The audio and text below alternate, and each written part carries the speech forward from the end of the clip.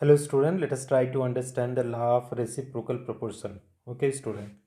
So this law was proposed by Richter, and that is law of reciprocal proportion. What it is stating student, when two elements combine separately with the fixed masses of third element.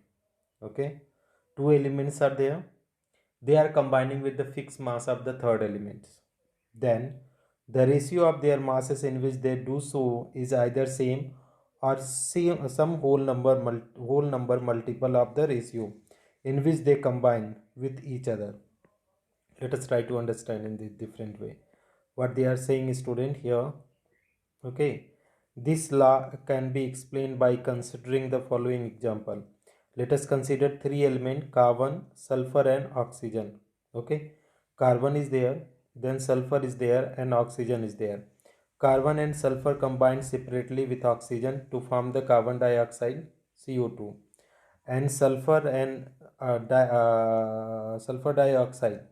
Okay, so carbon and sulfur combine separately with oxygen to form carbon dioxide and sulfur dioxide. They also combine each other, okay, to form the carbon disulfide, CS2. Okay, means that is CO2 is there and SO2 is there. They combine and they are forming, that is CS2. Okay, they are forming CS2. So that is, here is carbon and oxygen, that is CO2, and sulfur oxygen SO2, and carbon sulfur, that is CS2. So in carbon dioxide, CO2 12 part by mass of the carbon combined with 32 mass of the oxygen, and in sulfur dioxide 32 part mass of the sulfur combined with 32 parts mass of oxygen. Ratio of masses of carbon and sulfur combined with fixed mass of oxygen is what? 12 into 32, that is 3 ratio is. In carbon disulfide, 12 part by mass of carbon combined with 64 part by mass of sulfur. Ratio of masses of carbon and sulfur in they do so are in the, that is 3 ratio 16. So the two ratio are first and second are related to 3 by 8 and 8 3 by 8 and 3 by 16. That is how much? 1 ratio 2 ratio 1. That is what? 2 ratio 1. These so ratio 1 and 2 are whole number multiple of each other. In other words, ratio of masses of carbon and sulfur which combine with fixed masses of oxygen is whole number multiple of the ratio in which carbon and sulfur combine with each other. Hence, this example illustrates law of reciprocal proportion. Okay.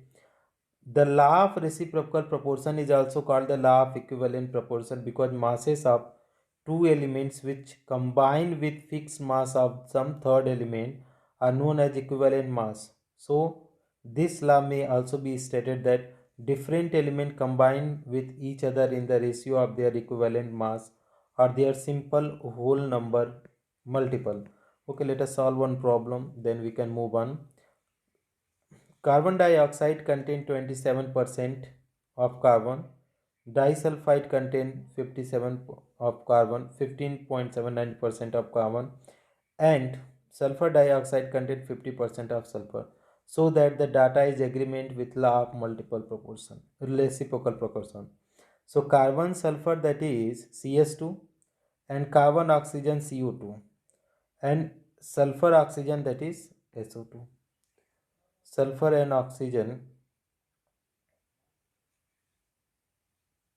that is SO2.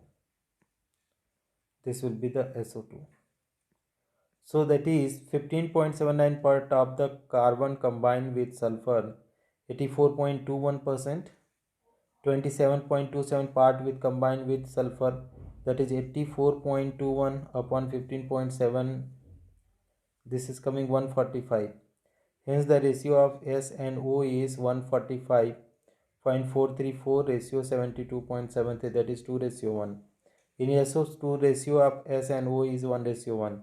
Since the ratio of S and O is simple whole number ratio, therefore law of reciprocal proportion is proved. Therefore law of reciprocal proportion is forced. Let us see, student, what are there. We are going to summarize this law in the different way.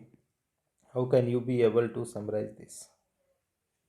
Okay, I'm trying to explain it out again. Law of reciprocal proportion, the same law I am taking, that is oxygen is there, oxygen is combining with carbon, so it is giving CO2, and oxygen is combining with sulfur, so it is giving SO2, and sulfur carbon combining with sulfur, that is CS2.